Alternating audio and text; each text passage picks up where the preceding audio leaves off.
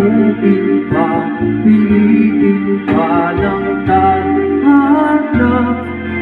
Gawin mo na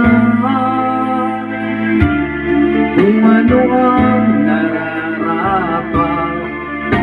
Magsikap ka at magtiwala sa may kapal na mahanda ang Diyos umalalay sa'yo.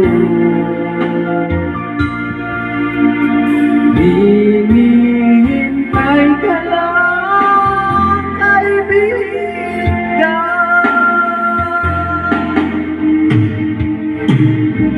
Sikapin mo